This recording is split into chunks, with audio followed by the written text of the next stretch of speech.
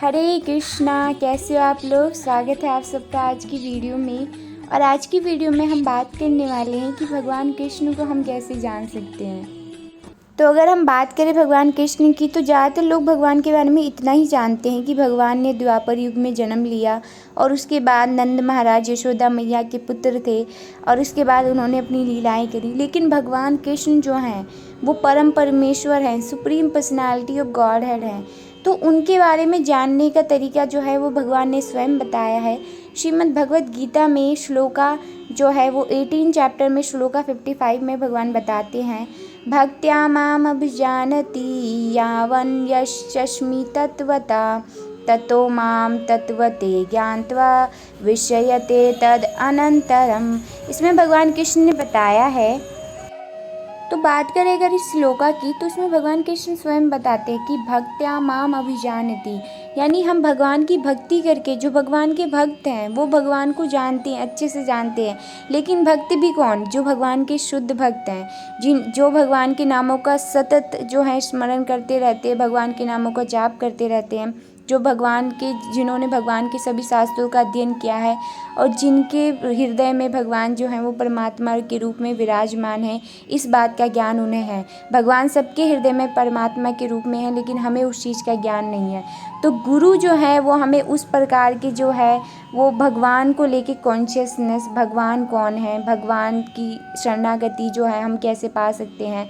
तो हमें भगवान की शरणागति से पहले गुरु की शरणागति लेनी होती है।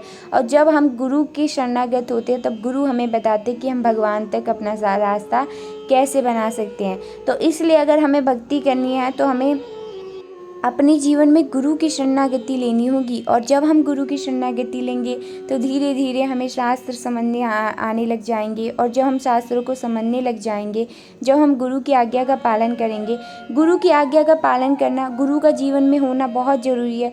क्योंकि हम जो हैं वो इतने सारे शास्त्रों को नहीं पढ़ सकते, हम जो हैं वो भगवान के तत्व को नहीं समझ सकते। पर अगर हमने स्वयं को ऐसा मान लिया कि हम खुद से ही समझेंगे तो हमारा पूरा जीवन बीत जाएगा। क्योंकि गुरु जो होते हैं वो गुरु परंपरा से आते हैं। ये नहीं कि हम किसी भी गुरु से जाके समझेंगे, हमें ऐसे गुरु के पास जाना है जो कि परंपरा से आते हैं, जो किसी संप्रदाय से रिलेटेड है। तो इस प्रकार से अगर हम गुरु के पास जाते तो हमारे पास सही ज्ञान आएगा, यथारूप का ज्ञान आएगा।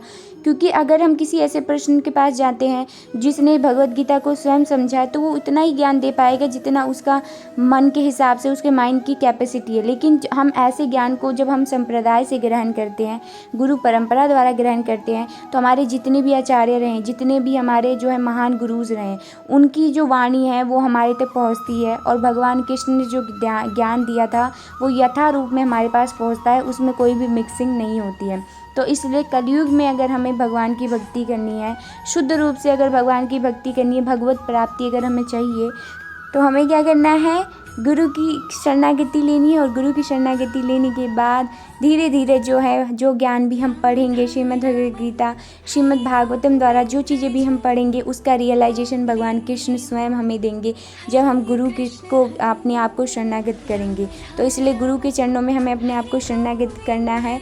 और उसके बाद जो है वो भगवान कृष्ण के बारे में जो है वो ज्ञान लेना है, उनसे जो है उनकी भक्ति करनी है, उनसे जो है हमारा जो संबंध जो है वो हम भूल चुके हैं उसको पुनः स्थापित करना है। तो आप लोग भी भक्ति कीजिए और भगवान कृष्ण से अपने आप को कनेक्ट कीजिए।